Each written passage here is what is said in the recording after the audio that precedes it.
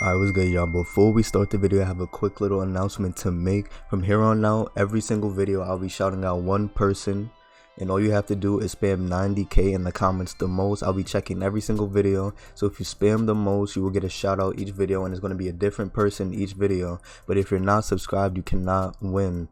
I will pick someone else if I click your name and you're not sub, so make sure you sub and turn on notifications. We do have merch link is in the description, and I also stream daily on Twitch. This Twitch is on the screen right now, so go ahead and drop me a follow. Also, I do announcements and giveaways on Twitter, so make sure you follow my Twitter with noties on so you don't miss an update. Also, my code in the item shop is right here, so if you guys want to support me even further, just come right here and use my code in the item shop when you purchase any cosmetic items. But yeah, enjoy the video. Alright, what's good, boys? Today I will be showing you guys how to get better, how to improve in this game in general, whether it's your mechanics, your movement, anything on controller though. For my controller players, this could work for keyboard and mouse players, but I'm strictly speaking for my controller players, so let's get straight into it. First, I'm gonna just talk to you guys, I'm gonna just tell you guys what you guys should be doing, because some people just make these common mistakes, and I can't bear to watch people just ruin their potential in the game. So let me just say this here. If you are still playing standard controller, meaning you're holding your controller regularly, no paddles, no claw, just regular controller, what are you doing? The game's been out for about 4 years now, and this is your problem. You guys are like playing on the same bond. I bet you're on the same bonds as well. You guys are playing on the same bonds, same settings, or sorry, same bonds. You hold the controller the same, and you just change your settings all the time. Changing your settings isn't gonna make you better. Trust me. It's literally just gonna mess you up, okay? You're just gonna be inconsistent because you're always changing your settings, and all you have to do is maybe change your bonds. Like, if you're playing on the same bonds, you're just not gonna improve. Like, you probably reached your max potential and you haven't just tried anything new because you think it's too late, or you're just scared to be bad for a couple months and you just want to improve instantly, and it's not gonna work like that. So let me show you guys something. You can either play paddles or claw, trust me, and just take my word for it. Just try claw. Claw is completely free. That's all you gotta do, is completely free. Try claw or buy paddles. There's a thing called a strike pack. It's like $30. You can buy that. Just plug it in straight to your controller, whether you're on console or PC. It works for both. Try that out and just practice. But what I was saying before, some people, they just change their settings, and that's just not gonna benefit you at all. Now, to get good, you have to be consistent, and being consistent is staying on the same settings. And if you're just changing it, you're gonna be real inconsistent, because some days you're not gonna feel perfect every day. So some days you might feel a little off, and that's gonna try to force you to change your settings, or like tweak your settings a little bit. And then the next day you're gonna feel off, and you're gonna keep changing it, and it's gonna be a habit of you just tweaking your settings. And just be on the same settings and get used to it. You want to get good on those settings, right? And I'm not saying if some settings are bad for you, just stick with it. I'm saying those settings that felt good the first couple of days and it started getting worse, you want to try to get good. So stay on those settings and try to get good, and it's gonna really benefit you, as well as playing claw and anything else. So that's the first tip I have for you guys. Control freaks, I don't know if I talked to you guys about control freaks. Control freaks are like a cheap way of improving. I just recently took off my control freaks because I felt a little stiff, and I want to see how it felt without control freaks. And my aim is kind of better without control freaks, and my movement is okay, but I'm probably going to switch back in a couple of days. But I'm just testing it out, you know. But control freaks definitely help. What they do is they smoothen out your movement and make you more consistent with your crosshair placement. And you need good crosshair placement if you want good movement. And if you don't know what a crosshair is, it's this little dot on the screen with the little parentheses around it. This literally controls your game, whether it's editing. Oh, sorry, I was recording a different video and I had turned off my target info. But yeah, when you're playing, right, your crosshair placement is literally what does everything. So when you're editing, you want to have your crosshair on what you want to edit with, right? So that's gonna help you when you're, hold on, let me get my gun.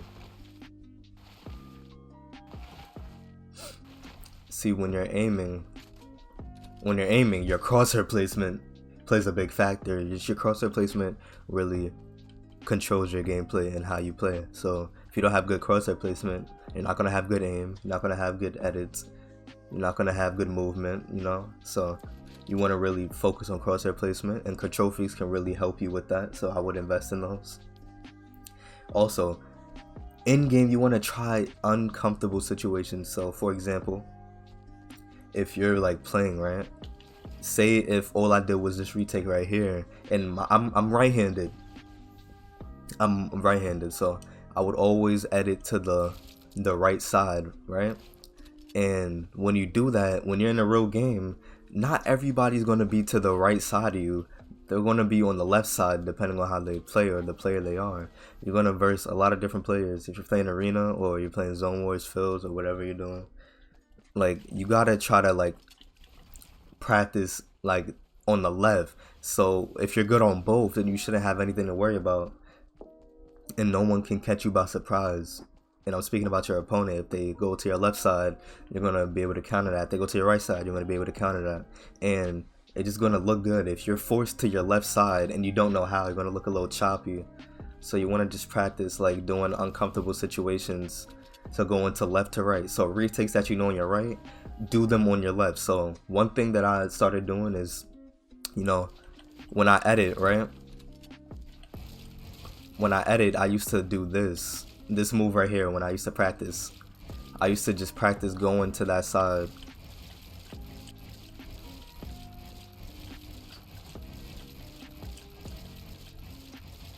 See, I used to just practice going to that side, but you know, no one's really going to think about doing that to the left side. So I just recently started going to my left side. So just practice. I'm not good at it, as you can see. So that's just something you need to, you know, something you need to worry about. Instead of just going to the right all the time, go to the left.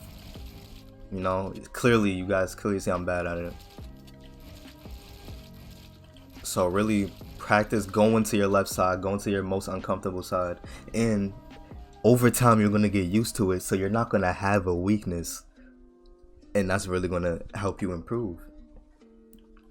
Also, as well as like moves like this, just like, you know, editing straight.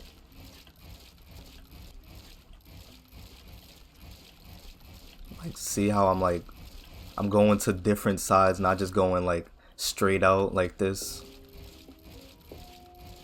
I'm actually, you know, branching out, doing different things, and that's actually going to help you a lot. Now, it also helps with editing. You want to be more consistent in editing, and I hate to say it, but drills like creative maps are actually going to help you get used to this. So I actually have some maps that can help you improve. So we're going to go back to the hub real quick. And about what I was saying about uncomfortable situations, this piece control map right here in the map, the code is on the screen right now. It's right there. Just pause the video. It's going to auto start.